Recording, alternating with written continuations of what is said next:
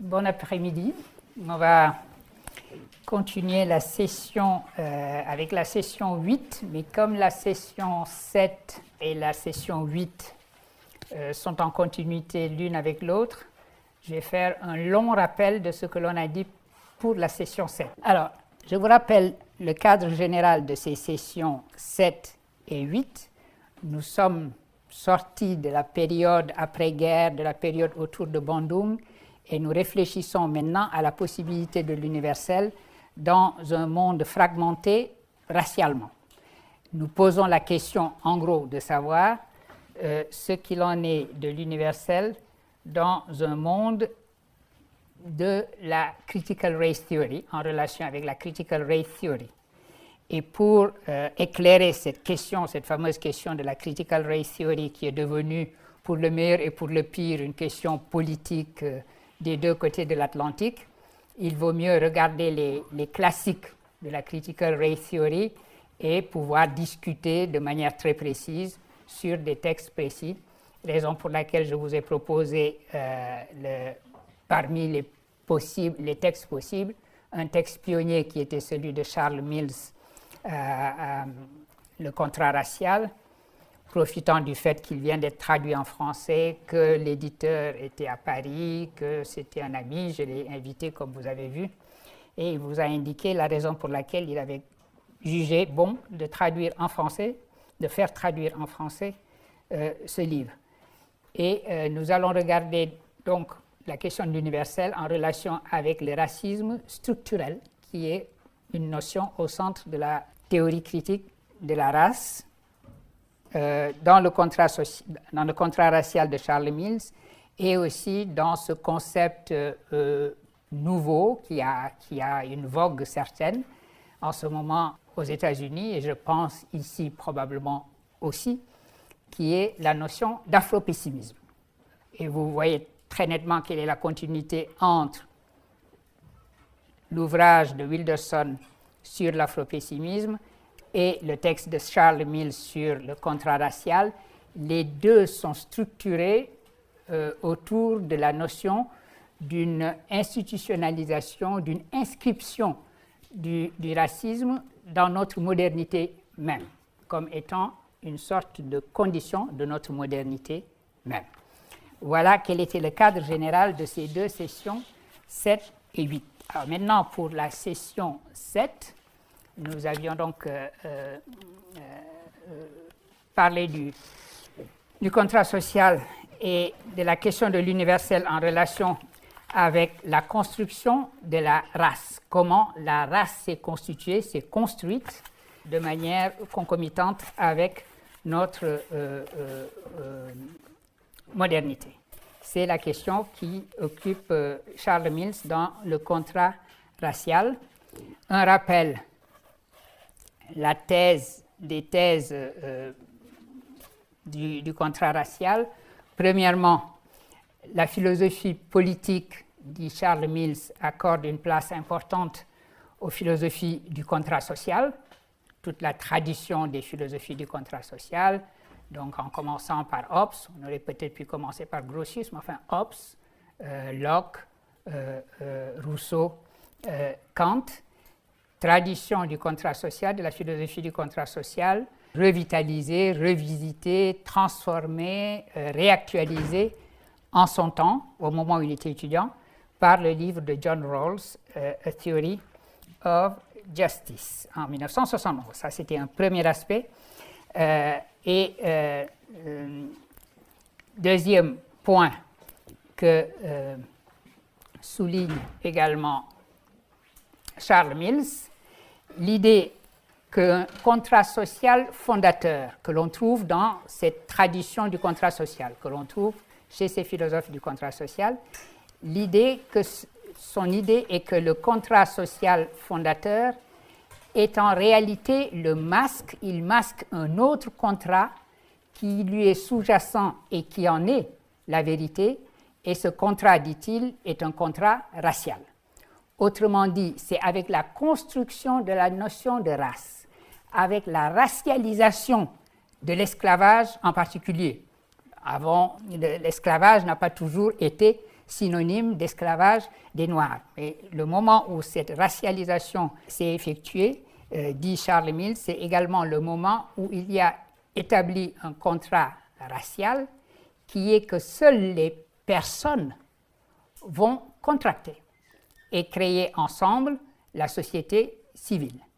Les personnes qui sont les personnes, ce sont, dit Charles Mills, les non-noirs. Ça veut dire qu'il renverse complètement les choses. La notion de personne se définit par celui ou ce que l'on n'est pas. Et donc, c'est sur cette idée que repose la démonstration que la personne a besoin de la sous-personne pour se définir comme personne. Et donc, la modernité se constitue sur la déshumanisation de ceux qui sont racisés. Autrement dit, le racisme n'est pas simplement ce qui arrive à la modernité, un accident de la modernité, puisque le mot accident étymologiquement signifie ce qui arrive, ce n'est pas un accident de la modernité, c'est inscrit dans la structure même de la modernité. Voilà quelque chose qui est au cœur du propos de Charles Mills. Il faut, pour que la société civile, pour que la société politique se constitue, pour qu'un corps politique soit établi, que soient définis des corps non politiques, des corps impolitiques en quelque sorte, qui ne peuvent pas s'intégrer dans le corps politique, le corps donc la catégorie donc des sous-personnes ne pouvant pas entrer dans le corps politique. Ça, c'était la thèse centrale autour de laquelle le contrat racial de Charles Mills est construit. Et dernier point auquel nous avions consacré un peu de temps, le reproche qu'il fait à la théorie du contrat social d'être précisément le masque et en même temps le révélateur. Le masque est le révélateur du contrat racial sous-jacent. Et en particulier, c'est le reproche qu'il fait à John Rawls, puisque, je vous le rappelle, il raconte que c'est pendant sa période, la période où il faisait ses études pour sa thèse à Toronto, que Rawls venait d'écrire le Theory of Justice, qui était devenu le grand livre de la philosophie politique, et lui-même qui était un activiste de la justice raciale, estimait qu'un texte ne pouvait pas s'appeler théorie de la justice et ne pas mettre en son cœur la notion de justice raciale à une période 1971, date de publication de Theory of Justice, à une période qui avait vu les différentes marches pour les droits civiques, qui avait vu l'assassinat de Martin Luther King en 1968, etc., etc. Donc, voilà également un autre aspect important du texte de Mills. Maintenant, on avait posé la question de savoir si ceci était un reproche fondé. C'est une bonne manière de discuter la notion de théorie de contrat racial, de voir déjà si, en effet, le contrat social, en tout cas celui imaginé par Rawls, est une manière d'éviter de parler et d'éviter de considérer la question raciale. Donc, je reviens au propos de Mills et ce qu'il dit de Rawls. Alors, d'une certaine façon, ce qu'il dit de Rawls, accusant Rawls d'avoir fait silence dans une certaine mesure sur la race, c'est continué avec son propre livre. Il a ensuite écrit une préface où il accuse les philosophes politiques d'avoir fait silence sur son propre livre. La question est la suivante: est-ce que véritablement le contrat social en général, le contrat social rawlsien en particulier, dans sa volonté d'être universel, puisque c'est la question d'universalité qui nous intéresse, est réellement aveugle à la question de la race, jette un voile d'ignorance, pour utiliser sa propre expression, sur la notion de race. Je vous avais signalé rapidement la dernière fois que Mills entre en discussion avec un philosophe africain-américain dont le nom est Tommy Shelby, T-O-M-M-I-E, Shelby, S-H-E-L-B-Y, qui lui a écrit un essai défendant Rawls et affirmant que selon ce qui est la logique même d'une construction, de la construction d'une hypothèse abstraite comme la théorie de la justice, la race, en réalité, est à la fois centrale et périphérique dans le propos de Rawls. Voici, en gros, ce que dit Tommy Shelby. Il écrit ce texte en 2004, un article qui s'intitule « Race and Social Justice, Rawlsian Considerations ». Et ce texte, vous pouvez le trouver, il est disponible sur l'Internet, j'ai vérifié, donc je n'ai pas besoin de vous en donner un extrait quelconque. J'aurais eu à choisir des extraits très courts, donc je préfère simplement vous renvoyer à sa lecture sur l'Internet. Race and Social Justice, Rawlsian Considerations. Il rappelle les points suivants, que Rawls, John Rawls, dans sa personne, était quelqu'un qui était clairement du côté de la justice raciale, que tout dans ses engagements indiquait que c'était un homme engagé aux côtés de ceux qui se battaient pour la justice et les droits civiques, puisque ce combat était encore tout à fait vibrant à l'époque qui était la sienne. Deuxièmement, et c'est philosophiquement le plus important probablement, Tommy Shelby présente l'argument également selon lequel, telle qu'elle est, même si Rawls ne développe pas cela longuement, sa théorie de la justice a des implications qui, premièrement, si on tire les conclusions logiques de la théorie de la justice, premièrement, interdisent des choses comme comment on dit racial profiling en français? Profilage racial. Bon, un profilage racial. Deuxièmement, montre que l'affirmative action, la discrimination positive, est du côté de l'équité. Il estime, donc c'est Tommy Shelby qui dit, la théorie de la justice de Rawls donne une base à la notion de discrimination positive. Et troisièmement, dit Tommy Shelby, les thèses développées dans la théorie de la justice de Rawls produisent des dispositions qui sont clairement antidiscriminatoires. Autrement dit, ce que Tommy Shelby dit dans ce texte contre la lecture qu'en fait Charles Mills, texte d'ailleurs qu'il a envoyé à... Il se connaissait très bien puisque Charles est mort. Tommy Shelby avait envoyé son texte d'abord à Charles Mills pour qu'il le lise et Charles Mills a répliqué ensuite, a écrit ensuite une réponse à Tommy Shelby. Si la théorie, dit Tommy Shelby, dans son abstraction, se donne des agents moraux, puisque toute la théorie de la justice est construite sur cette fiction, au sens du contrat social, d'agents moraux qui sont tous derrière un voile d'ignorance, personne n'a conscience de qui il est et donc de ce que serait sa position dans une société, dans la société qui va être créée par les principes qu'il s'agit de décider. Personne ne sait en particulier si il ou elle va arriver dans cette société comme un noir ou un brun ou un blanc. Personne ne sait rien. Simplement, on est tous des agents moraux, également rationnels, également intelligents, également en mesure de faire les calculs rationnels nécessaires pour maximiser les bienfaits qui vont nous revenir. C'est en gros un aspect de la théorie du calcul rationnel, des agents rationnels. Eh bien, Rawls, à partir de là, déclare que cette capacité à être un agent moral, cette capacité à être rationnel, there is no race, dit-il, or recognized group of human beings that lacks this attribute. Il n'y a aucune race ou aucun groupe humain reconnu comme tel qui manque de cette aptitude à être donc un agent moral.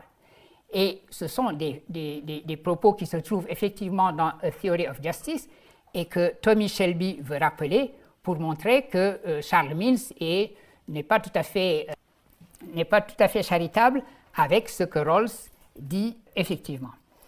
Troisième point, on ne peut pas proposer des principes qui établiraient des droits liés à la couleur de la peau ou à la texture de la chevelure, dit Rawls, repris par Tommy Shelby, puisque, encore une fois, on ne peut pas savoir si ce serait à son propre avantage. Si nous sommes tous derrière ce voile d'ignorance, eh bien, mon ami Angelo qui est ici ne sait pas du tout s'il va naître grand noir d'1,80 m dans cette société ou s'il va être une jeune femme rousse d'1,70 m dans la même société. Par conséquent, ce que considère Rawls dans l'abstraction qu'il construit, c'est le fait que si nous sommes véritablement des agents moraux et rationnels, non seulement il est pendable d'être raciste, c'est-à-dire de voter pour des principes, de vouloir des principes qui discrimineraient contre des gens en vertu de leur race, mais ce serait totalement irrationnel. Autrement dit, le système A Theory of Justice rend le racisme non seulement inacceptable moralement, mais irrationnel épistémologiquement. Et donc, dit Tommy Shelby, si nous considérons les deux grands principes de la théorie de la justice, le principe de l'égalité des droits pour tout le monde, puisque tout le monde va vouloir que tout le monde ait les mêmes droits et les mêmes libertés pour être sûr d'avoir ce bénéfice-là. Et l'autre principe qui veut que même s'il y a des inégalités dans la société, les choses soient telles que ces inégalités, l'acceptation de ces inégalités profite quand même, dans une large mesure, à ceux qui sont les plus défavorisés dans cette société. Tommy Shelby dit, si on applique ces deux principes, on n'a pas besoin d'être à tout moment en train de déclarer que l'on est contre le racisme. Le système en lui-même est contre le racisme. Voilà le propos de Tommy Shelby. Je voulais que nous soyons sûrs d'être totalement fair, d'être totalement équitable avec la théorie de la justice de John Rawls, puisque tout est une affaire d'équité pour cela. Il n'en demeure pas moins, une fois qu'on a dit cela, une fois qu'on a dédouané en quelque sorte John Rawls de cela, ou en tout cas regarder les deux côtés de l'argument. L'un qui dit on ne peut pas ne pas mettre la question de la race au centre de son système à une période comme celle-là, si on veut parler de théorie de la justice, et l'autre qui dit mais la question de la race n'a pas besoin d'être aussi présente puisque d'une certaine façon, elle reste centrale dans le système. Donc, si vous réfléchissez à ce point-là, vous pouvez prendre la position que vous souhaitez. Il n'en demeure pas moins que si on écarte la critique qu'il fait de Rawls, le contrat racial de Charles Mills et l'idée, encore une fois, que la modernité elle-même est structurée autour de la construction de la race et de la définition des racisés comme sous-hommes, cette construction peut avoir pour elle des exemples qui seront cette fois-ci des exemples historiques. Une approche plus descriptive, si vous voulez, de la théorie du contrat social. Mills dit d'ailleurs que c'est seulement pour les sociétés non blanches que la notion d'état de nature que l'on trouve dans les théories du contrat social est à entendre pratiquement littéralement. C'est-à-dire que dans ces cas-là, ce que l'on a fait en décrivant un état de nature, c'était en quelque sorte projeter l'idée que l'on se faisait, le présupposé que l'on avait sur des sociétés non blanches. Mais pour prendre simplement un exemple récent qui semble aller dans la direction de ce grand partage que décrit le texte de le contrat racial, il y a quelques jours, quelques semaines, je crois, le pape est allé au Canada et a demandé pardon aux populations autochtones. Eh bien, de quoi demandait-il pardon? C'est sa fonction. Il demande pardon au nom de l'humain à d'autres humains. Mais il y a une chose très précise dans l'histoire de l'Église qui est qu'au XVe siècle, un certain nombre de bulles papales avaient été énoncées, lesquelles bulles papales disaient que les Européens chrétiens, parce qu'ils étaient Européens chrétiens, avaient un droit sur le reste de la terre. C'est-à-dire que lorsqu'ils arrivaient quelque part et qu'ils rencontraient des non-européens non chrétiens, c'est-à-dire des sarrasins ou des païens, ils avaient le droit de prendre leur terre, ils avaient le droit de vie et de mort sur eux. Et ce n'était pas simplement... Alors, les bulles papales s'adressaient pour l'essentiel au Portugal et à l'Espagne, puisque la première grande colonisation, la vague de colonisation, c'était celle des puissances européennes de l'époque, qui étaient l'Espagne et le Portugal. Mais ensuite, cette doctrine de la papauté, qui la doctrine de la découverte, comme on l'appelle, est devenue un article de loi pour des États. Et c'est devenu d'ailleurs un article de loi pour le Canada. Et à un moment, jusqu'à une date très récente, et je ne sais même pas si c'est encore supprimé, c'était en effet quelque chose qui, étant inscrit dans le système juridique canadien, permettait la spoliation des terres des autochtones, etc. Et donc, l'idée d'une modernité, puisque nous parlons du XVe siècle, ce moment où s'établit cette grande modernité, l'idée d'une modernité reposant sur une suprématie blanche peut parfaitement trouver à des exemples historiques d'illustration sans que l'on ait à attaquer le contrat social en tant que tel ou les textes des philosophes du contrat social ou alors le texte de John Rawls. C'est cette même doctrine de la découverte qui va être appliquée en Afrique du Sud par les Boers. Quand les Boers arrivent et qu'ils prennent les terres, ce qui est encore un problème aujourd'hui dans l'Afrique du Sud post-apartheid, c'est de manière explicite sur cette logique et cette doctrine de la découverte que ceci repose.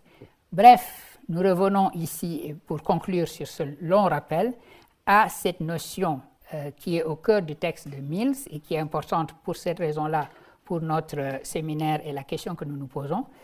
L'universalisme n'a pas en réalité oublié les racisés. Ce n'est pas que l'universalisme a oublié qu'il s'appliquait aussi aux esclaves, etc. C'est qu'il s'est constitué sur leur exclusion et sur le grand partage, et qui en est donc la condition. Voilà ce que dit le contrat racial. L'ouverture que présente le contrat racial maintenant, c'est l'ouverture vers l'émancipation. Comment sortir de cette structure de la modernité et par la lutte. Le texte de Charles Mills est moins précis sur les conditions de la lutte que sur la description de la structure de la modernité reposant sur la construction de la race, mais il est clair qu'il invite en effet qu'il ouvre des perspectives d'émancipation en invitant à inventer ce que l'on pourrait appeler avec Emmanuel Wallerstein un universel vraiment universel. Il y a la possibilité dans son texte de mettre fin à un monde qui serait fondé ainsi sur la suprématie, sur le capitalisme racialiste, puisque c'est en ces termes-là qu'il s'exprime également, au nom d'un autre monde possible.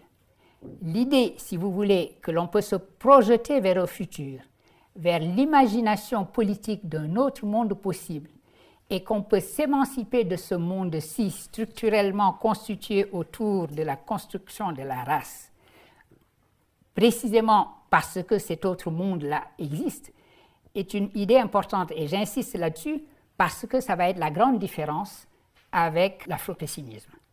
L'idée donc d'une lutte dans ce monde-ci, d'une émancipation de ce monde ainsi structuré, de cette modernité ainsi construite, au nom d'un monde à venir et également au cœur de la réflexion de Charles Mills.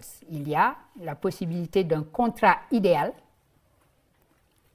au nom duquel on va se battre contre le contrat social qui est en fait un contrat racial.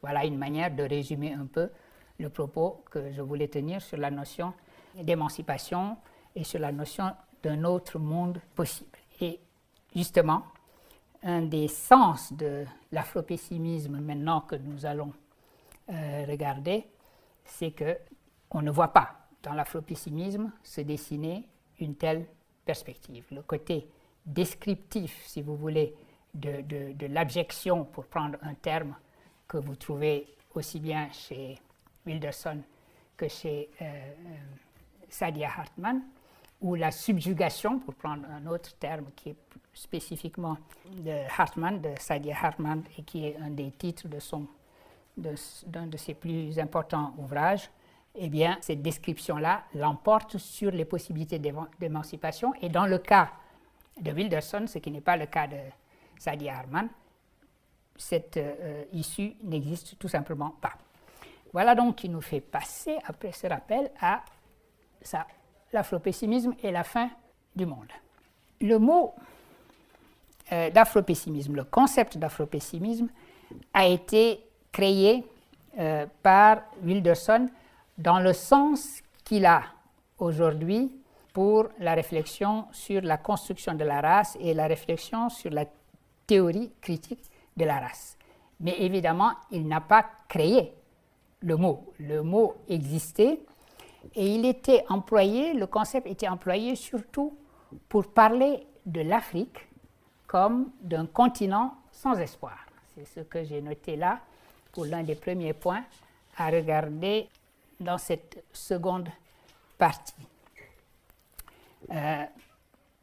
Ceux d'entre vous qui travaillaient en théorie du développement, ou développement durable, ou en tout cas qui avaient affaire à la notion de développement dans les pays du Sud, ou particulièrement en Afrique, est davantage familier avec cette signification-là de l'afropessimisme.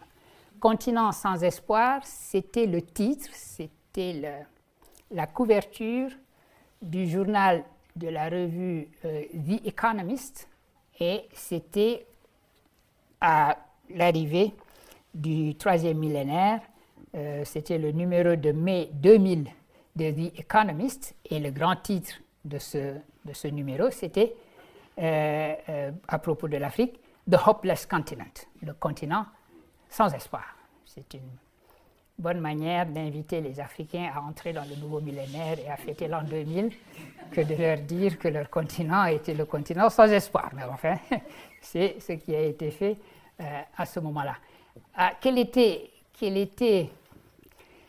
C'était évidemment, l'Afrique était encore dans la période dite des ajustements structurels. Les économies étaient dévastées.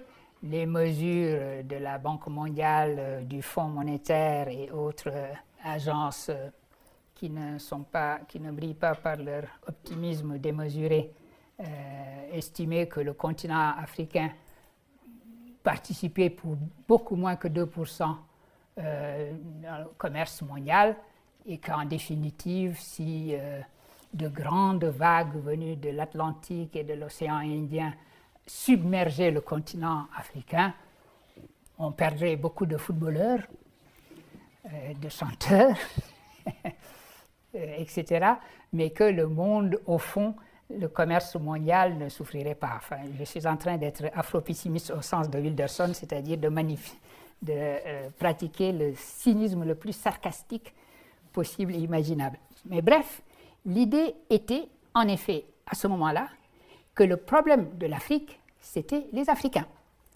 C'était les cultures africaines. C'est-à-dire que dans cette période-là, qui était une période extrêmement difficile pour la plupart des États africains, en effet, la période dite des ajustements structurels, une période de chômage extrême, qui, avec des aléas climatiques, etc., le racisme le plus tranquille se donnait libre cours dans cette expression d'afropessimisme en déclarant que, bon, il fallait quand même se rendre à l'évidence.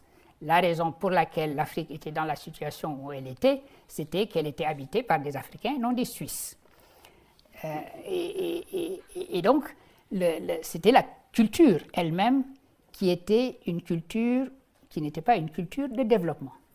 Et c'est une période où ce ne sont pas les Africains qui ont le moins brillé d'ailleurs par leur propre afro-pessimisme. Les grandes publications afro-pessimistes de la période, de la période des années 90, la fameuse décennie perdue, c'était des textes écrits par des auteurs africains. Il y avait un livre qui en particulier a été un livre très lu, très commenté, un succès de librairie, qui était écrit par Axel Kabou et qui s'intitulait « Et si l'Afrique refusait le développement ?» Comme le titre l'indique, le propos était que quelque chose dans l'africanité des Africains s'opposait à l'idée même de développement, ce qui était une manière de recycler de vieilles lunes, de vieilles lunes coloniales, selon lesquelles c'était des sociétés immobiles qui n'étaient pas en mouvement, qui d'ailleurs la plupart des langues africaines, disait-on, n'avaient pas de temps futur, ce qui montrait bien qu'on ne se projetait pas au-delà de demain, etc., etc. Toutes sortes de propos qui définissaient à ce moment-là ce qu'on appelait l'afro-pessimisme, le pessimisme sur l'avenir du continent africain, et un pessimisme radical, structurel, qui était parce qu'il était inscrit dans les cultures africaines elles-mêmes.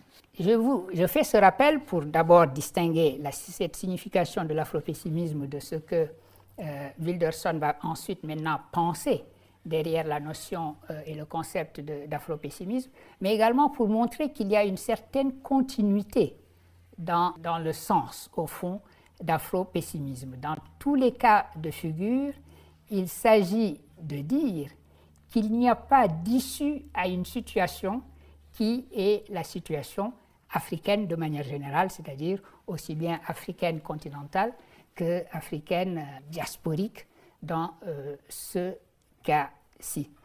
Alors, qu'est-ce que Wilderson appelle afro-pessimisme? Autre concept qu'il utilise, un concept qu'il emprunte à un autre écrivain africain-américain qui est Orlando Patterson, qui est le concept de social death, la mort sociale, l'afro-pessimisme, la mort sociale, ou alors le statut d'être un esclave avec un E majuscule, le fait d'être slave. Et il écrit toujours avec un S majuscule pour bien montrer la dimension quasi cosmique, ontologique de cette situation d'être esclave. Nous allons lui donner la parole en lisant le premier texte de lui. Alors je suis désolé, je vous avais promis de vous envoyer des traductions en français, puis je me suis dit, ils savent l'anglais,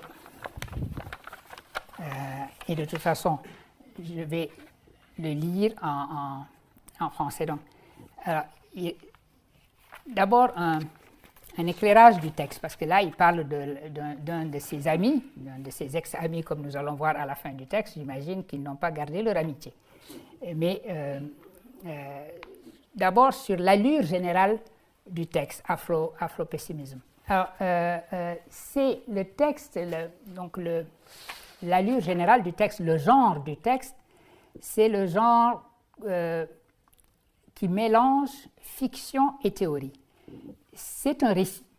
Il parle de lui. Il commence d'ailleurs par une séquence où il est malade, où il est dans un état de maladie mentale, où il a besoin d'être accompagné, etc. Le texte commence comme ça. Il raconte. Il raconte sa trajectoire. Et dans ce récit, il inclut une réflexion et sa théorie de l'afro-pessimisme. C'est donc un genre qu'on appelle autothéorie, qui est un genre plus, peut-être plus performatif que démonstratif. Voilà, il raconte sa propre trajectoire et vous allez le voir d'ailleurs, les grands aspects, les aspects les plus importants de sa théorie de l'afro-pessimisme, sa définition de l'afro-pessimisme, sont des moments qui viennent d'événements particuliers, qui sont marqués par des événements particuliers, dans le récit. Et donc le texte, ce texte-ci, dans ce cadre-là, dans ce cadre de mélange de fiction et de théorie, ou d'auto-théorie, est un passage où il raconte sa relation avec Samir, et Samir est un Palestinien.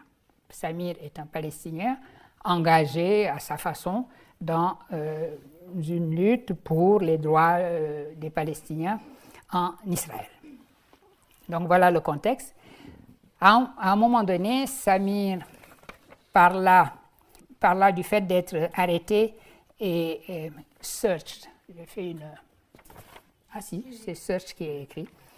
Et fouillé au checkpoint israélien. Il parla d'une manière qui semblait ne pas me demander ma présence. J'avais vu ce degré de concentration et de détachement. Je lui avais connu déjà ce degré de concentration et de détachement. C'était OK. Il était en souffrance. Et donc c'est Samir qui parle. Quelle honte et quelle humiliation la manière dont les soldats vous fouillent en vous palpant de haut en bas tout le corps. Et il ajouta, mais quelle honte et quelle humiliation est encore plus profonde lorsque le soldat israélien en question est un juif éthiopien. La terre se déroba sous mes pieds. La pensée que la place que j'occupais dans l'inconscient de Palestiniens se battant pour leur liberté était la même place déshonorante que j'occupais dans les esprits des Blancs en Amérique et en Israël me glaça. Samir et moi ne partageons pas une grammaire universelle et postcoloniale de la souffrance. La perte de Samir est tangible, c'est la terre. Le modèle de la dépossession qui le frappe manifeste le capitalisme et la colonie, est une manifestation du capitalisme et du colonialisme ou de la colonie. Lorsque cette perte n'est pas tangible, elle est au moins cohérente, comme dans le fait de perdre sa force de travail. Donc là, pour le prolétaire qui peut dire « je perds effectivement de ma force de travail, je travaille pour 100 et le patron me paye 60 ». Mais comment peut-on décrire la perte qui est constitutive du monde? Ceci est vrai, très important, parce que sa perte, dit-il, à la différence de la perte du Palestinien, est une perte dont le monde a besoin pour sa propre constitution. Si tout ce qui peut être dit de la perte est enfermé dans le monde lui-même, comment peut-on faire le récit de la perte de la perte? Samir me forçait à faire face à la profondeur de mon isolement, d'une manière que j'avais essayé, que j'avais voulu éviter.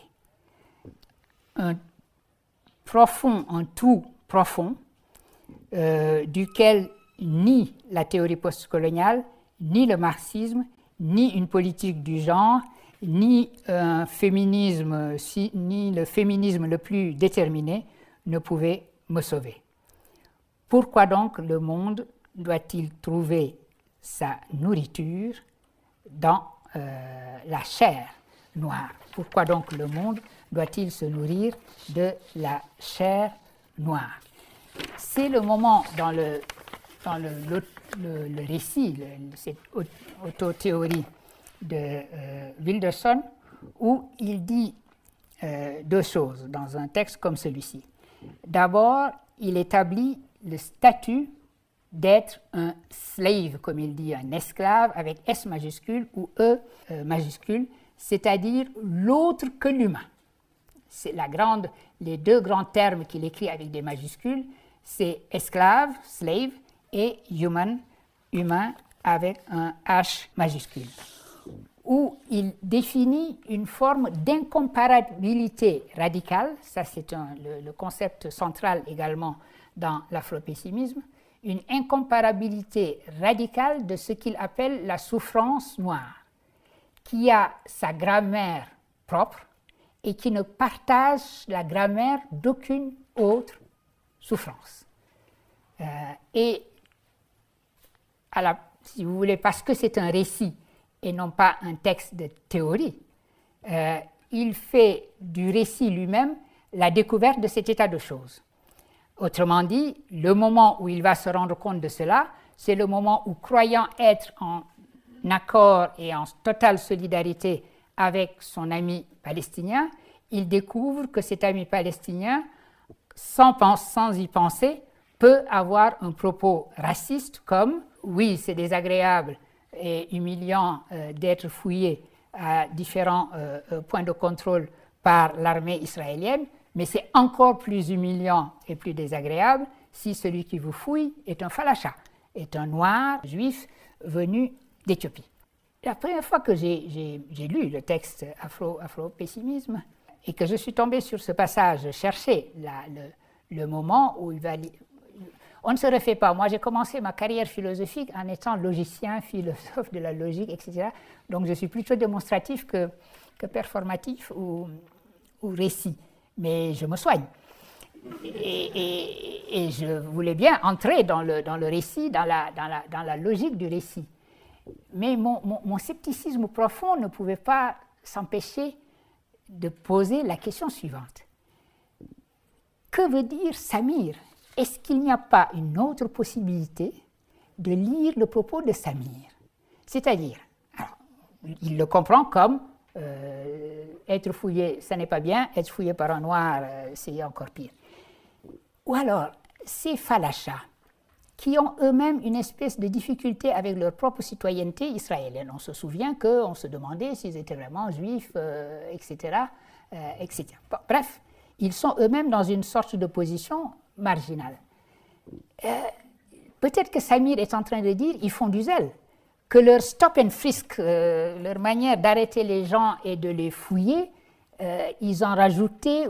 Bref, est-ce qu'il n'y a pas d'autres explications possibles? Nous n'avons que le récit de parce que c'est quand même... Je veux bien qu'on s'oublie, qu'on soit si concentré qu'on s'oublie, mais parler à un noir en lui disant à quel point il est humiliant d'être fouillé par un noir, il faut vraiment être un philosophe qui a la tête en l'air ailleurs pour faire ce genre de lapsus, même si on le pense. Bref, ce que je suis en train de dire, c'est que c'est précisément cela, la difficulté avec l'élaboration d'une théorie qui n'est pas elle-même théorique ou démonstrative. Dans la mesure où une narration est ouverte à lecture et à interprétation, est-ce qu'une histoire comme celle-là, mais il en a d'autres, est-ce qu'elles suffisent à établir l'incomparabilité totale d'une souffrance qui aurait une grammaire qui est sa grammaire propre et qui n'a aucune forme d'universalisation possible avec la grammaire de la souffrance en général? Je crois que c'est une question qui se pose. Je vous donne un autre exemple, parce que ce qu'on aurait pu dire dans son cas précis, puisque c'est de dire, mais oui, mais et les Native Americans, par exemple, et les Indiens américains, qui, eux, ont été carrément, pour la plupart, massacrés, etc. Est-ce qu'il n'y a pas, là aussi, une grammaire de la souffrance absolument incomparable? Là encore, dans le livre Afro-pessimisme, le moment où la question est soulevée, c'est un moment qui entre dans le récit. Il raconte qu'enfant, jeune, il a accompagné son père à une séance où on discutait les droits des Indiens, c'était dans le Minnesota, pour leur terre. Son père devait avoir un rôle légal quelconque. Et donc son père intervenait dans cette discussion sur le droit à la terre des Indiens. Et il dit, j'étais dans la salle et j'étais assis à côté d'un Indien qui dit, mais on n'a pas besoin d'un N, pour se mêler de nos affaires et nous dire quoi faire. Encore une fois, il aurait pu écrire la même chose, « The earth gave way », la terre se déroba sous mes pieds et je découvris que ces Indiens considéraient que nous étions encore pire et dans une situation. Là encore, c'est du récit. Un récit ad hoc, combien vaut-il comme démonstration? C'est une question qui se pose, je crois, et que je voudrais vous poser, mais tout à l'heure, on aura l'occasion de revenir là-dessus. Mais en tout cas, cette idée, cette notion qui est centrale dans l'afropessimisme, qu'il y a une incomparabilité radicale de la grammaire de la souffrance noire, qui ne ressemble à aucune autre, qui n'est comparable à aucune autre, et qui est en plus nécessaire pour que le monde soit ce qu'il est. L'autre point que ce texte indique, dans sa dernière phrase, « Why would the world find its nourishment in black flesh » Pourquoi est-ce que le monde trouve sa substance, ce qui le nourrit, ce qui le fait être le monde qu'il est, dans la chair noire? Donc, l'idée incomparabilité de la souffrance noire. Deuxièmement, structuration du monde autour précisément de cette souffrance noire. Tous les autres partagent d'une certaine façon la même grammaire. Le Palestinien a beau se battre contre l'Israélien, il parle le même langage, il parle le langage de la terre. La grammaire est la même. Le Palestinien peut mettre le doigt sur ce qu'il a perdu, sa terre, et ce qu'il voudrait retrouver, sa terre. Et donc, dit-il, il y a en quelque sorte, malgré la division, une sorte de connivence qui s'établit dans les termes qui sont eux-mêmes divisés. Alors que, dit-il, il y a incommensurabilité totale. Il n'y a pas de commune mesure entre, dit-il, la blackness, terme intraduisible. Comment vous traduiriez blackness? Tiens, je pose la question. Est-ce qu'il y a un terme consacré en... Eh oui, mais négritude est pris, si je puis dire, parce que négritude, c'est un mouvement précis, daté, voilà. Mais c'est probablement la meilleure traduction, avec une note de bas de page peut-être. Oui, il dit noirceur. Oui, c'est vrai qu'Ajari, effectivement, se réclame de manière explicite de l'afropessimisme de Mendelssohn. Noirceur. Vous êtes satisfait de cette traduction, vous? Après tout, puisque négritude a été créée, autant le twister, le tweaker, et donc faire de ce terme, l'utiliser de cette autre manière-là. Parce que noirceur, bon. Bien, en tout cas, voilà, le terme qu'il y a eu cette incomparabilité d'une part, et deuxièmement, que c'est la perte ontologique radicale, une perte qui n'est elle-même pas comparable à quelque autre perte que ce soit, parce que toute autre perte, c'est mettre le doigt sur ce qui est perdu. C'est une perte de la perte, comme il dit, c'est une perte qui ne peut même pas mettre le doigt sur ce qui est perdu.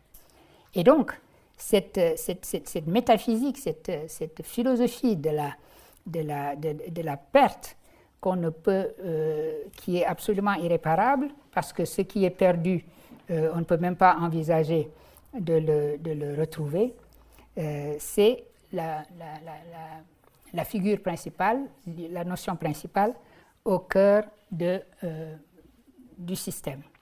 Comme il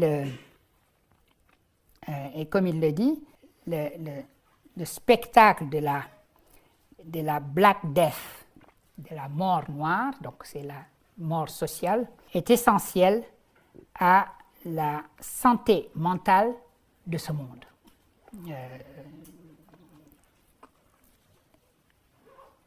Dit le texte de l'afro-pessimisme. Alors, maintenant, en dehors du récit proprement dit, en dehors de cette narration de rencontre avec la notion d'afro-pessimisme, parce que cette notion, encore une fois, le concept est moins construit démonstrativement que rencontrer dans son expérience. Le moment où il donne une signification historique à cela, c'est ce que j'ai voulu porter à votre attention avec l'extrait de ce texte 6, où il date, en gros, cette structuration du monde autour de la perte radicale à partir de la traite esclavagiste arabe, qui a commencé en 625 avant notre ère, jusqu'à sa réalisation européenne, jusqu'à sa forme européenne qui a commencé en 1452. J'ai dit avant notre ère, de l'ère commune, de notre ère, voilà, d'accord. Donc jusqu'à son incarnation européenne de 1452. Maintenant, j'ai un doute sur la date de 1452. Je suis en train de me demander à quoi ça correspond. Ah, c'est la chute de Constantinople, en effet. Bon, c'est autour de la période de 1492, donc qui est à la fois le moment où les musulmans passent de l'autre côté de la Méditerranée et où Christophe Colomb découvre l'Amérique. Terme intéressant d'ailleurs, parce que là, on parlait tout à l'heure de la logique de la découverte. Évidemment, la doctrine de la découverte a fait que ce mot était utilisé de manière totalement innocente. On pouvait découvrir une terre alors même que les habitants dans cette terre-là vous avaient accueilli et vous avez donné un verre de thé à boire. Mais vous aviez découvert la terre en question. Vous découvrez l'Amérique, vous découvrez Tombouctou, etc., etc. Donc, même chose que l'on trouve donc, dans 1492. Donc, vous avez raison, c'est la chute de Constantinople aux mains des Turcs. Tout le monde, toute personne au sud du Sahara devait trouver à s'accommoder de la captivité, devait négocier avec sa propre captivité. À un niveau général d'abstraction, nous pouvons voir comment l'Afrique a été contenue en prison par le reste du monde pendant plus de 1000 ans. Voilà, cette structure où le monde dans sa totalité s'entend pour faire en sorte que l'Afrique soit ce continent renfermé sur lui-même comme une prison, la figure de la prison pendant un millier d'années. Il n'y a pas ici de habeas corpus. La captivité a surdéterminé les conditions de possibilité de vivre pour chacun, des possibilités de vie pour chacun. La manière dont les gens se sont débrouillés sur un continent prison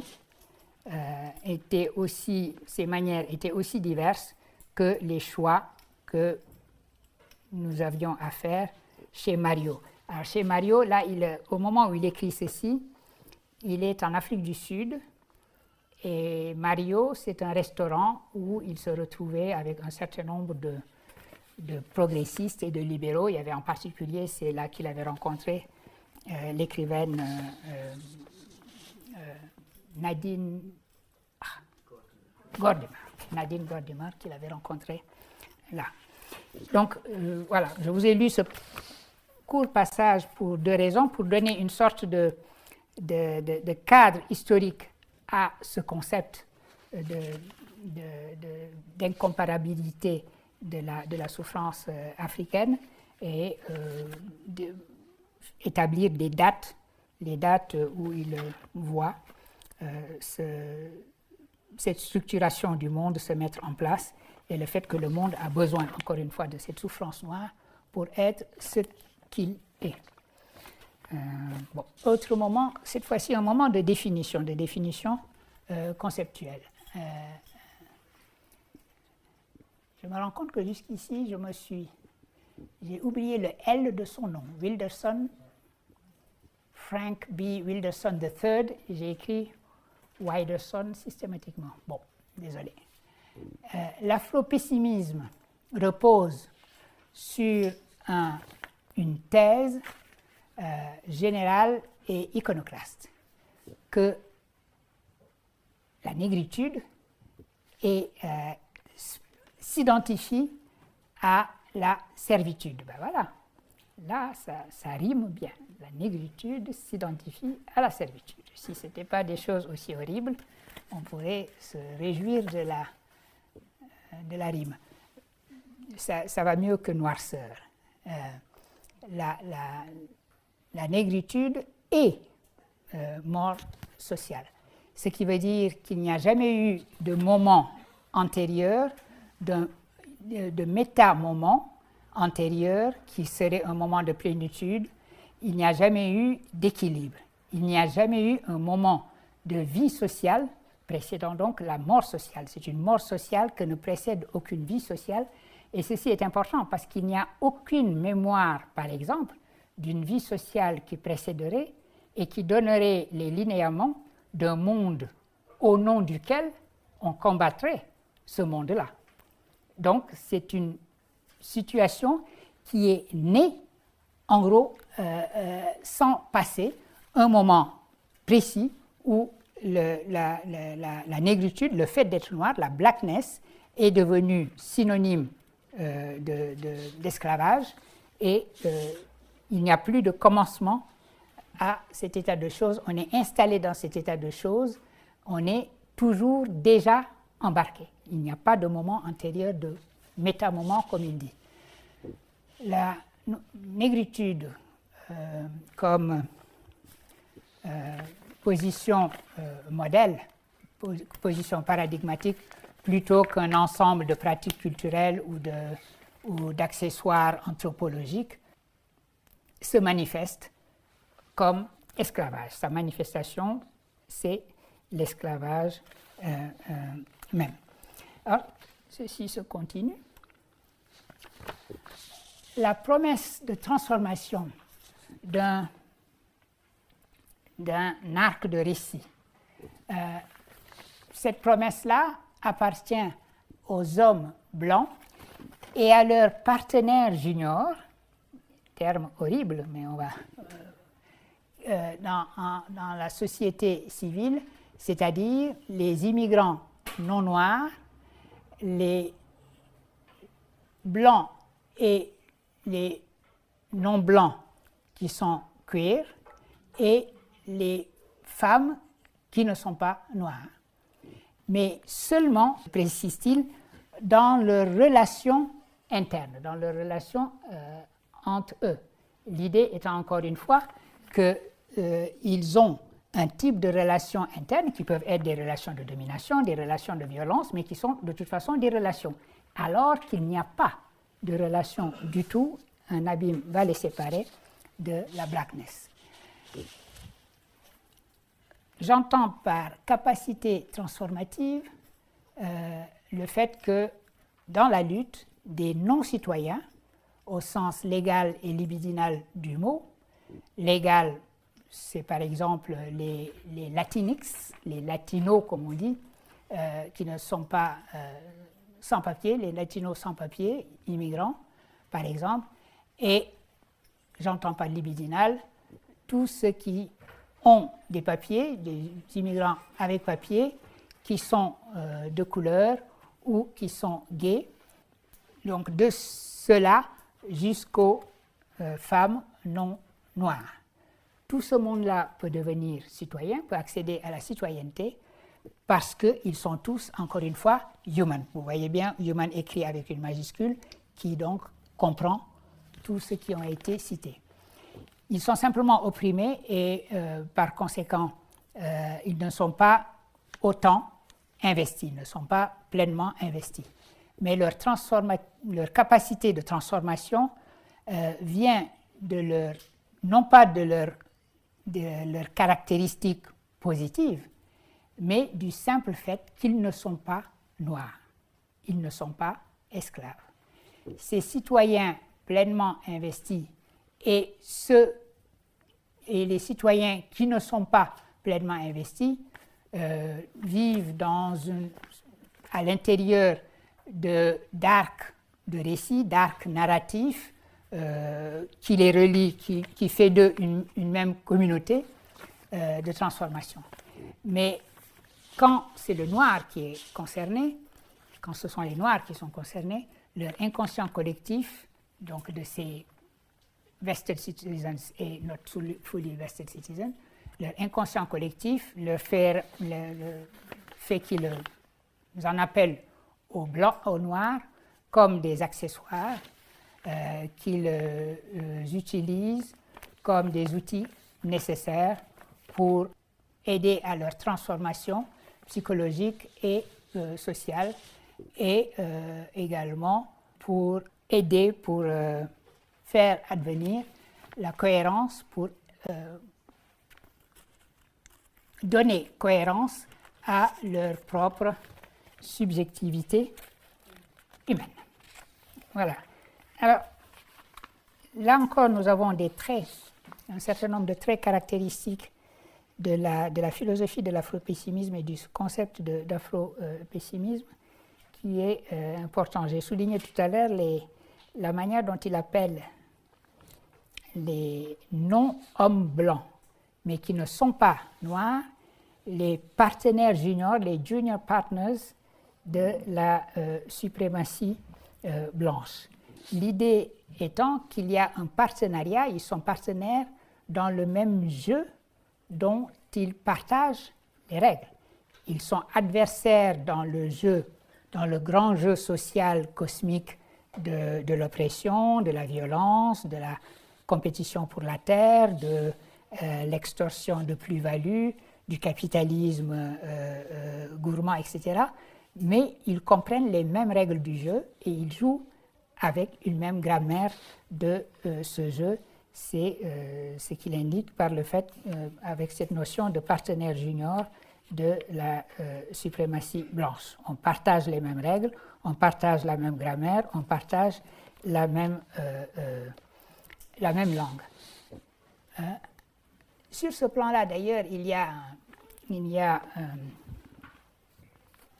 une évocation qu'on peut faire ici de Charles Mills, qui, dans le contrat racial, dit la chose suivante. La preuve du grand partage qui structure notre modernité, dit Charles Mills, c'est que lorsque vous arrivez à Ellis Island, cette île où arrivaient les immigrants en Amérique, où vous avez la statue de la liberté, il dit il vous suffit de ne pas être blanc pour entrer dans le corps politique. Vous êtes immédiatement incorporé dans la société politique, puisque l'Amérique est une terre d'immigrants. Donc, si vous mettez les pieds en Amérique et si vous n'êtes pas noir, vous êtes immédiatement, automatiquement, normalement intégré dans le corps politique. Alors que, dit-il, les Noirs qui sont là depuis bien plus longtemps sont encore en train d'essayer d'entrer dans ce corps politique. C'est un des aspects où le texte de Wilderson reprend en quelque sorte quelque chose que vous trouvez dans le texte du contrat racial. Et une idée qui m'est venue aussi à l'esprit quand je relisais ce passage-là, qu'il aurait pu, étant donné son expérience sud-africaine, rappeler, c'est le fait que lorsqu'il a vécu en Afrique du Sud, Gandhi, à un moment donné, a eu des paroles racistes, puisqu'il a écrit qu'il ne comprenait pas ce système d'apartheid, qu'il le traitait comme il le traitait. On ne va quand même pas le traiter comme un kafir, comme les Noirs. L'idée étant qu'il est indien, il n'est pas noir. Donc, si vous voulez, ce sont des genres d'exemples qui peuvent donner une certaine substance à la notion selon laquelle l'affirmation qu'on n'est pas noir vaut affirmation qu'on est une personne. Voilà, bon, c'est des exemples que je vous soumets, comme ça au passage, pour la discussion éventuelle qui va suivre. Capacité à la citoyenneté, c'est important. Rappelez-vous, nous avons discuté la notion de citoyenneté et la manière dont la notion de citoyenneté porte l'idée d'universel. Nous en avions parlé à propos de Simone Weil, estimant que la meilleure manière de dissoudre le colonialisme, c'était d'étendre la citoyenneté. L'idée que la citoyenneté porte l'universel et est une forme d'universalisation de notre humanité et de partage de cette humanité. Ici, aucune possibilité d'un tel partage parce que vous avez vous avez des citoyens à part entière qui sont les white men, comme il dit, et vous avez les junior partners qui cherchent à accéder à la citoyenneté, mais ils cherchent à accéder à la citoyenneté pour de bonnes raisons qui sont qu'ils peuvent accéder à cette citoyenneté. Alors que la citoyenneté dont il parle, cette citoyenneté ontologique, la possibilité d'habiter pleinement comme un humain le corps politique, est refusée à d'autres. Dernier texte maintenant, sur la dernière question, what about coalitions? Donc c'est la dernière question que nous avions posée à propos du racial contract. Quel que soit le caractère de ce contrat racial, quelle que soit la structuration du monde que ce contrat racial crée, il y avait toujours des lignes de fuite, des possibilités d'émancipation, des perspectives d'émancipation qui étaient, disait Charles Mills, dans la convergence des luttes. Rappelez-vous, je vous avais lu son épigraphe qu'il reprend à l'intérieur du texte où il disait que son livre était dédié aux noirs, bruns, blancs, aux noirs, bruns, jaunes, rouges et aux renégats blancs qui les ont aidés. Donc, sa manière de dire qu'on pouvait imaginer en tout cas qu'au nom d'un monde à venir, il soit possible de combattre dans ce monde-ci et de dessiner une sortie de cette structure du contrat racial. Ici, le contexte de ce passage que j'ai sélectionné pour vous dans le livre, c'est une conférence où Frank Wilderson est invité. Je crois qu'elle a lieu à Berlin.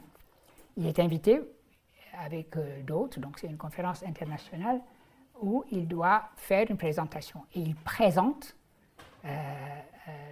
la notion d'afropessimisme et les différents concepts que j'ai essayé de vous soumettre dans les extraits que j'ai choisis pour vous. Et il parle de l'intervention d'une femme qui est elle-même, je crois bien me souvenir dans le texte, qui est elle-même asiatique et qui dit « Et que faites-vous des coalitions ?» s'écria-t-elle. « Que faites-vous de la solidarité entre les races ?» Sandra Dove, c'est le nom de la dame, Sandra Dove se redressa sur sa chaise avec des éclairs dans ses yeux de cobalt. Il est en plus poète, c'est un très bon poète, Wilderson, il est romancier et grand poète, il a un sens de la langue qui est absolument extraordinaire. Son texte est très beau d'ailleurs, très écrit. Elle jeta son bras, elle jeta le bras en l'air et avec son index désigna le mur où il y avait un écran blanc accroché et dit « Et que faites-vous de la photo que nous avons vue projetée sur l'écran ?» Donc, il nous précise que une ou deux sessions avant la sienne, il y avait eu quelqu'un qui avait utilisé un écran et avait projeté une image. La photo de ce beau couple interracial, un homme noir, sa femme blanche, leurs enfants métis. Photo datant de 1967, durant l'été d'amour à Haight-Ashbury. Votre présentation ne donne aucune place à cette photo. Alors, l'été d'amour de Haight-Ashbury, vous voyez ce que c'est? C'est l'invention des hippies. C'est un été qui s'est passé là. C'est un festival de musique, si vous voulez, qui a été appelé ainsi, où les gens sont venus en disant qu'ils étaient en train de célébrer l'amour avec des cheveux plutôt longs, des fleurs, etc. Et je crois que c'est à partir de ce moment qu'on les a appelés des hippies. Et je crois que le mot vient de là, si je ne me trompe pas. Si vous googlez ça et qu'ils vous disent c'est pas 1967, mais là, ne m'envoyez pas, je ne suis absolument pas certain de ce que je vous dis. Mais en tout cas, c'était une fête hippie de célébration de l'amour et en particulier du fait que on aime qui on veut, etc. Et donc le tabou que pouvaient être encore à cette époque-là les couples interraciaux était combattu. Et voici la réponse de notre ami Frank. Ma présentation conchit l'inspiration de la solidarité, lui dis-je. Rien à secouer de la solidarité. Écoutez, lui dis-je, je ne vais même pas parler à qui que ce soit dans cette pièce, jamais. Lorsque je parle au noir. Je suis juste un parasite qui profite des ressources dont j'ai besoin pour faire le travail pour la Black Liberation, pour la libération noire. J'attire votre attention sur la ressemblance qu'il peut y avoir avec des scènes dont nous avons déjà parlé, qui étaient des scènes de film. La scène du film où Malcolm X dit à la dame qui est venue lui dire qu'est-ce que je peux faire pour aider et qui lui dit rien. Ou l'autre scène, une autre scène dans un autre film, Selma, voilà. Dans Selma, qui était le contrepoint en revanche, parce que Selma, c'est le moment où Martin Luther King s'est dit cette succession de marches et de massacres par la police, etc., il faut la briser et il faut avoir une coalition la plus large possible. Donc la question que pose l'interlocutrice de Frank Wilderson, what about coalitions? Et les coalitions, et l'idée de convergence des luttes, et la possibilité de constituer un universel, ou peut-être la possibilité de parier sur une forme d'humanisme qui ici prend la forme de cette photo qu'il lui montre, et qui est la photo d'un couple et de leur enfant qui défie les tabous du temps. Et c'est contre cette possibilité même que Frank Wilderson a une réaction très violente, comme on le voit. Ce n'est pas simplement une réponse négative, c'est une réponse véritablement avec cette idée qui est d'une très grande violence, pas simplement parce que parle un langage que j'interdis à ma fille, mais le fait qu'il déclare aussi que je ne parle qu'au noir. C'est une question. C'est une question parce que l'afropessimisme a des justifications pour cela, parce qu'en effet, c'est vrai que si le monde est ainsi structuré qu'il a besoin de la souffrance noire pour être ce qu'il est, à ce moment-là, il n'y a plus qu'à s'abîmer dans le silence dès lors qu'il s'agit de parler à quelqu'un d'autre que soi. C'est la conséquence logique, philosophique, de la prémisse d'un monde qui serait structuré autour qui aurait construit la race pour se nourrir de la race et établir sa propre constitution sur la notion de race. Et d'ailleurs, après sa présentation, il le dit dans son texte, les conférenciers vont ensemble manger et il décide qu'il ne peut pas aller manger avec eux après avoir dit ce qu'il avait dit et s'être séparé sur le plan philosophique d'eux. Il ne pouvait plus physiquement ensuite aller manger avec eux et plaisanter et trinquer, etc. Et l'organisateur allemand est venu le chercher en lui disant « écoute, etc. » C'est une situation très difficile, évidemment, et très intéressante. Mais, sur le plan philosophique, ce qui en est la signification et ce qui nous intéresse, nous, pour la question de l'universel et la manière dont ce texte remet en question toute possibilité d'universalité, c'est la notion d'isolement qui est reprise ici. Il s'était senti isolé, il avait utilisé le mot pour sa rencontre, pour sa conversation avec Samir. C'est la même chose qui revient ici. Et l'impossibilité ontologique de la solidarité. Ce qu'il dit, c'est que si le système est ce qu'il est, la notion même de solidarité devient une impossibilité ontologique. Elle n'a pas de sens parce qu'elle n'a pas de place dans un système comme celui-ci. De la même manière, d'ailleurs, qu'il n'y a pas non plus de ce qu'on appelle en anglais futurity, la possibilité d'une ouverture vers un futur. Parce que, et ceci me ramène à la comparaison que j'établissais avec le contrat racial, on peut considérer que l'afropessimisme, le concept d'afropessimisme, est une extension de ce point de vue-là et une accentuation de la notion de contrat racial. La structure est la même. L'idée que le monde est structuré sur la constitution d'une race et l'exclusion de cette race. Mais ici, ce qui est ajouté, c'est l'idée que la solidarité, la coalition, la convergence de lutte devient une impossibilité ontologique, d'où cette manière extrêmement violente qu'il a eue de répondre. Il faut dire que c'était la deuxième fois qu'elle intervenait pour essayer d'expliquer un peu son impatience et sa violence. Ça explique, ça n'excuse pas, parce que, bon, enfin, en tout cas, il en est ainsi. Un aspect, je ne voulais pas multiplier les textes parce que nous étions déjà à 9 textes sur ces 2 sessions. Je ne voulais pas multiplier les textes, mais dans le récit qu'il fait, dans cette auto-théorie, il y a le moment où il va en Afrique du Sud. Et en Afrique du Sud, il y va comme combattant de la liberté, combattant aux côtés de l'ANC.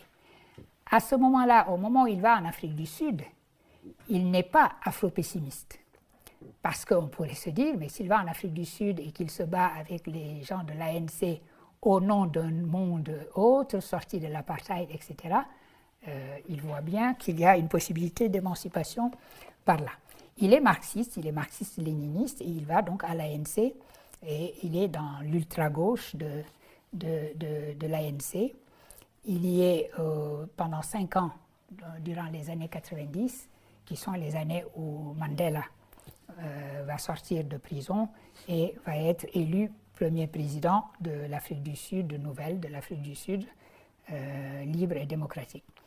Et justement, il va exprimer dans son récit et dans sa théorie sa déception concernant la manière dont ça se termine. L'idée même qu'il peut y avoir ainsi une forme d'alliance, cette alliance que l'ANC de Mandela avait établie à partir d'un certain moment, parce que c'était devenu la doctrine officielle de l'ANC sous la direction de Mandela, avait établi ces alliances avec les progressistes blancs, les progressistes indiens, etc., etc. Et il estimait, lui, mais le langage était encore politique, que c'était une manière de ne pas être dans la pureté révolutionnaire de ce qu'exigeait la lutte contre l'apartheid, qui était une lutte contre la suprématie blanche, et donc il ne pouvait pas y avoir d'alliance possible. Et il quitte l'Afrique du Sud sur ces entrefaites en disant dans son texte, je retourne dans la plantation que j'ai laissée à la maison. Parce que cette phrase correspond à une autre phrase par laquelle il définit l'afropessimisme en disant que le monde est une grande plantation. Donc les plantations d'esclaves telles qu'on pouvait les trouver en Amérique ou dans les Caraïbes, dans les Antilles. Le monde pour lui est une grande plantation puisque le monde est divisé en humains et en esclaves. Et, dit-il, je laisse la plantation sud-africaine puisque il y a de la compromission, du compromis et donc de la compromission selon lui. Et il dit, je n'étais pas encore à ce moment-là afro-pessimiste, j'étais simplement marxiste, mais j'allais comprendre après que je n'avais aucune raison d'être en colère parce qu'au fond, quand je suis devenu afro-pessimiste, j'ai bien compris que Mandela, qui lui ne l'était pas, ni Desmond Tutu, pouvaient en effet créer le genre de compromis ou de compromission qui étaient les leurs. Donc, alors, quel est le fin mot? Qu'est-ce que, par exemple, cette Black Liberation dont il a parlé lorsqu'il a envoyé son interlocutrice sur les roses, à quoi ça peut ressembler? Quelle en est la poursuite? Là aussi, le propos est très laconique. Et pour des raisons qu'on peut expliquer, en disant que la poursuite, c'est la fin du monde. Et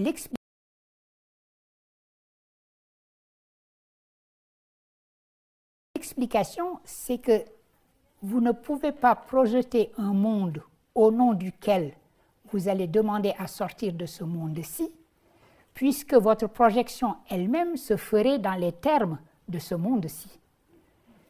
Raison pour laquelle aucune des perspectives d'émancipation inscrites dans ce monde-ci ne marcherait. Le marxisme, le postcolonialisme, l'anticolonialisme, la lutte pour l'égalité des genres, le gender politics, etc. Toutes ces lignes qui semblent être des perspectives d'émancipation vont toutes s'exprimer dans les termes et selon la logique, dans l'épistémé même d'un monde qui est un monde structuré sur l'esclavagisation. Et donc, puisqu'il n'y a pas la possibilité d'imaginer un monde au nom duquel on lutterait contre ce monde-ci, la seule issue à chercher, c'est la fin du monde.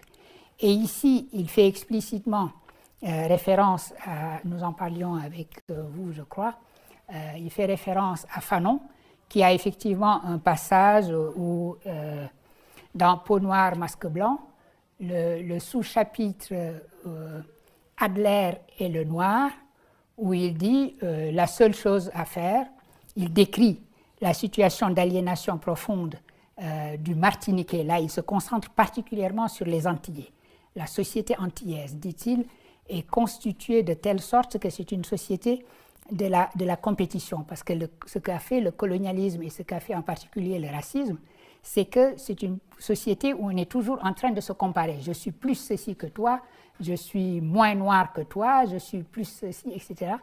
Et il dit, voilà un peu le genre de prison mentale dans laquelle on est enfermé dans une société comme celle-là, qui a été une société soumise à l'esclavage, à une forme de colonialisme, de telle sorte qu'en effet, ça devient ce que Adler, le psychanalyste Adler, a décrit comme une société de la comparaison, qui est une explication, par exemple, du colorisme, le fait que si on est plus ou moins, les nuances de peau deviennent très importantes dans des sociétés comme celle-là. Et effectivement, vers la fin de ce sous-chapitre, Fanon dit la seule chose à poursuivre, c'est la fin du monde, parbleu. Donc, et ceci devient central dans la perspective qui est celle de Wilderson sur la poursuite de la fin du monde comme étant la seule sortie possible, la seule issue qu'offre l'afro-pessimisme. Autant dire que, donc, pas de solidarité, no future, apocalypse now. En gros, c'est un peu, je crois être équitable et juste avec cette théorie en disant que ces trois aspects sont au cœur, en effet, de la définition de l'afro-pessimisme. Mais ce qui est le plus important, c'est les conditions de possibilité, les conditions qui ont produit une théorie comme celle-là, qui, à l'évidence, est probablement la théorie la plus anti-universaliste que nous ayons considérée dans notre exploration de la question de l'universel. C'est une théorie qui, dans sa constitution même, dans son ontologie même, interdit l'universalisme. Rien n'est universalisable dans ces considérations.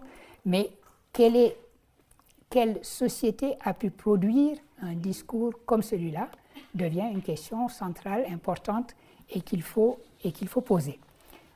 en particulier qu'il faut poser aussi en relation avec la comparaison à faire sur la norme qui est ainsi établie de ce que signifie être noir. La question à poser, c'est est-ce que cette réflexion sur blackness coterminous with slavery, est-ce que c'est une définition elle-même universelle de ce que signifie être noir? Et c'est la question qui est posée dans le dernier texte que je vous ai proposé, le texte de Saidiya Hartman, interrogé par Frank Wilderson qui est là.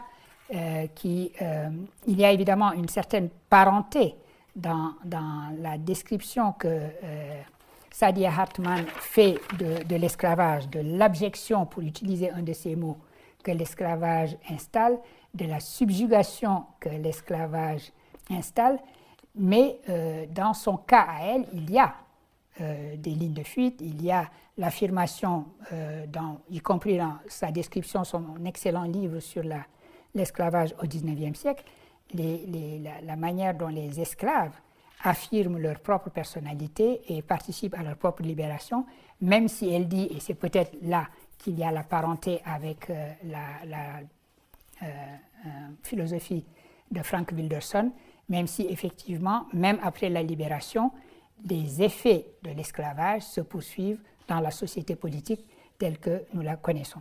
Donc dans ce dialogue entre les deux, cette fois-ci je vous ai proposé une traduction. J'ai beaucoup de doutes concernant l'idée que l'Africain ne manifeste pas aussi cette personnalité dépressive. Dans In My Father's House, Anthony Appiah dit que les Afro-Américains sont plus en colère contre les Blancs que les Africains, parce que le colonialisme n'a pas eu pour effet les mêmes dommages psychiques. Je ne le crois pas. Je pense que cette affirmation est fausse. Je pense qu'il y a certainement une différence entre nous, qui sommes à l'Ouest, et les gens ailleurs, mais je conteste fortement ce présupposé parce que les dégâts psychiques de l'apartheid sont énormes.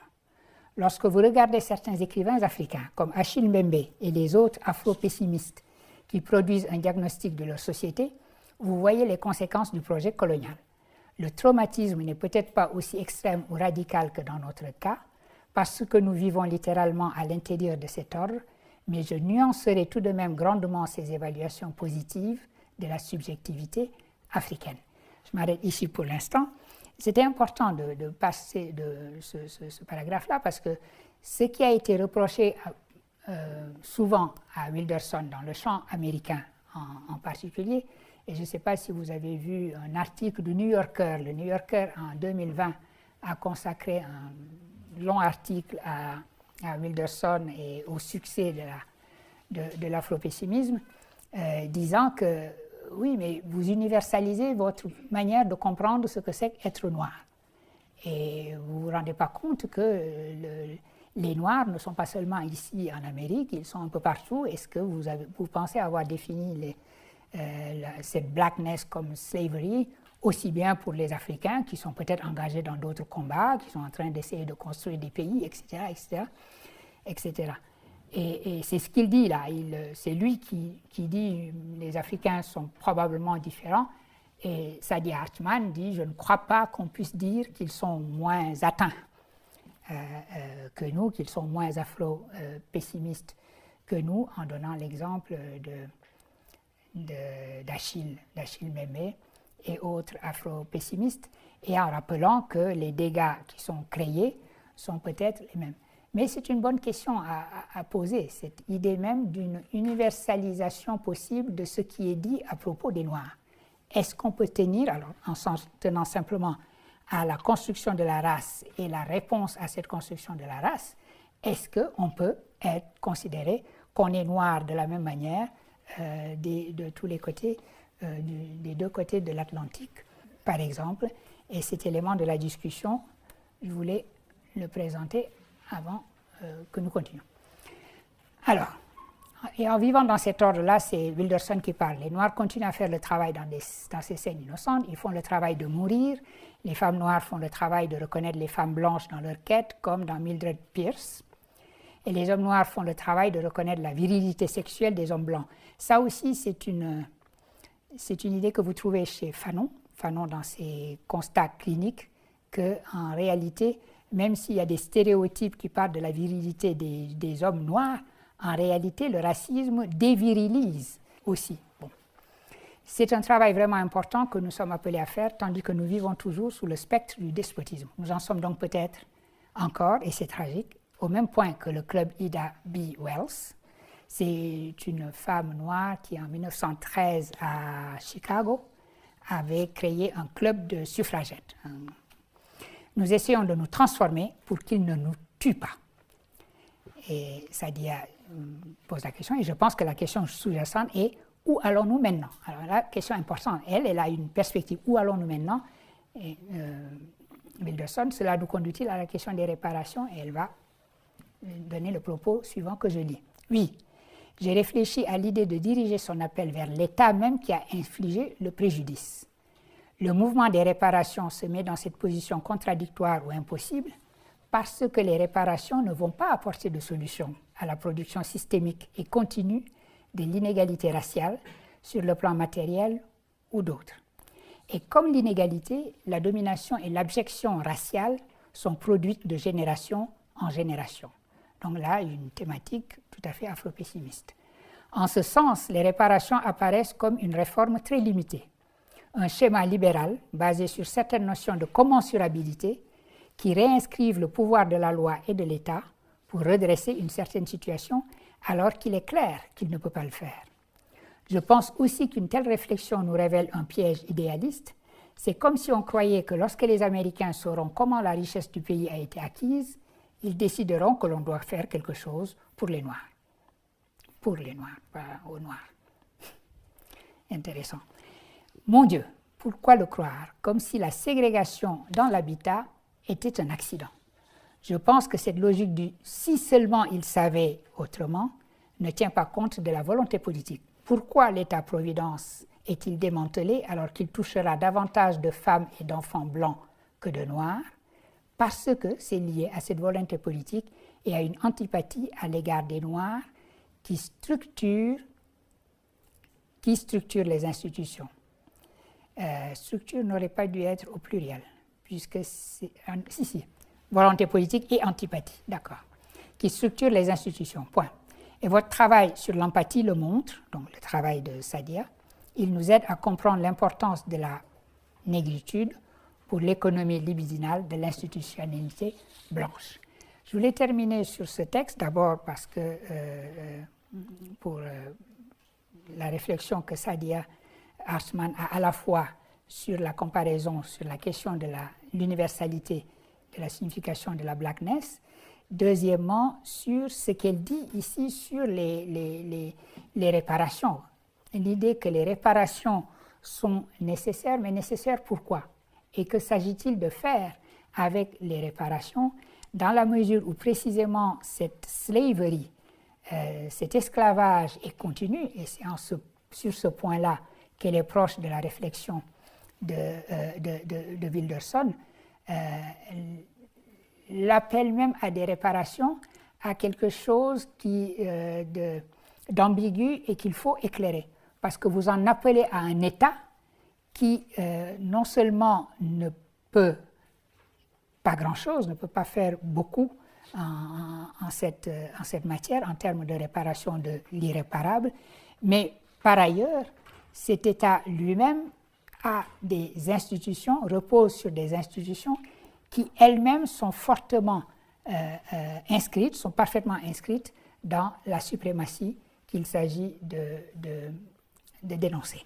Un dernier point très rapidement avant de vous donner la parole, lié à l'expérience qui a été celle de Frank Wilderson en Afrique du Sud et la manière dont il a claqué la porte de l'Afrique du Sud en estimant que l'Afrique du Sud de Mandela et de Desmond Tutu s'était compromise finalement. Il y a aujourd'hui un mouvement important, afro-pessimiste aussi, en Afrique du Sud.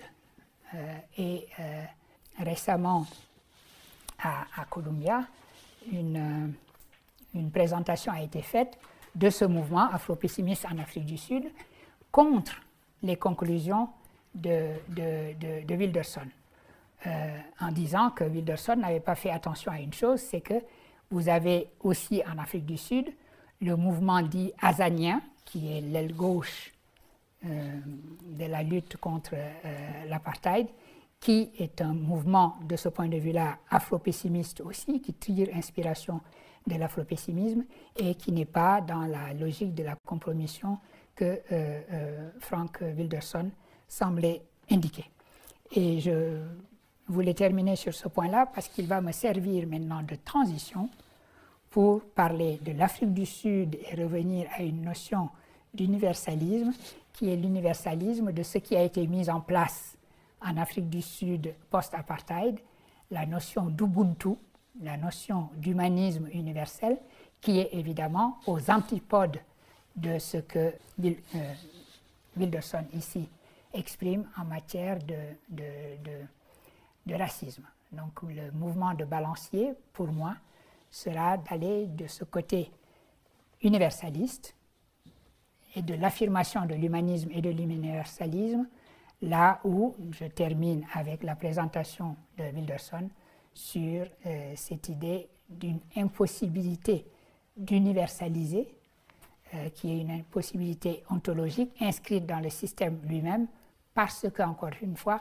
le système est fondé sur un grand partage qui n'est pas un partage que l'on peut réduire ou résorber, sinon en finissant ce monde. Voilà, nous avons quelques minutes, je vous en ai laissé peu cette fois-ci pour vos interventions. Au début de la séance prochaine, on va donner une chance à d'autres interventions sur ce point-là, puisque de toute façon, nous évoquerons dans un rappel l'expérience de Wilderson en Afrique du Sud et donnerons la parole à Madiba et à Desmond Tutu. Voilà. À la semaine prochaine.